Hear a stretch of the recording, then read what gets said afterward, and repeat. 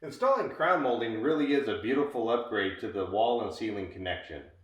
However, because crown molding bridges the wall and the ceiling plane, the cuts are a little more involved than cutting baseboard and other molding. We will show you how to make the process easier by using the Accumaster digital angle finder ruler and the Accumaster digital angle gauge. There are two ways to cut crown molding. One is to use the 90-degree intersection of the table and the fence on the miter saw to replicate the wall and the ceiling. When doing this, set the molding upside down on the saw so that the fence is the wall and the table is the ceiling.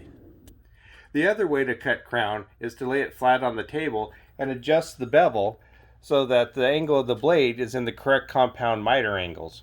To cut this way, you need to know the spring angle of the crown molding and the bevel.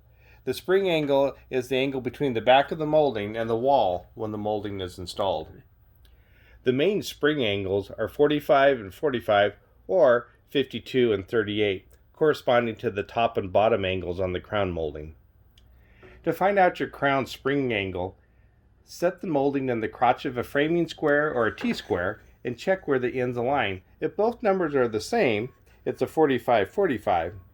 If both numbers are different, such as 3 inches on the wall and 2 inches on the ceiling, it is a 52-38 crown.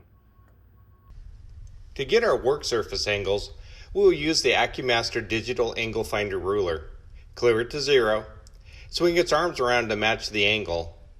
Press hold to freeze the measurements until you can see it. Our corner is 89 degrees. The chart shows our miter should be 32.1 and our bevel should be 34.2. Cutting flat on a table, you need to know the bevel, which is the angle one surface makes with another surface when they're not at 90 degrees. In our case, we will tilt the blade to cut the bevel. Now to cut the miter, which is the joint made between two pieces of trim when they meet at an angle, we will swing the table to cut the miter. To find the correct bevel and miter angles for our crown, we will reference a chart. Now we'll use the digital angle finder ruler to set the correct miter. Then I'll use the Accumaster 2-in-1 digital angle gauge to set our miter saw to the exact bevel angle I need to cut to make our crown perfect. There's more to installing crown molding, but using the digital angle finder ruler and the 2-in-1 digital angle gauge will make the whole process easier and more accurate.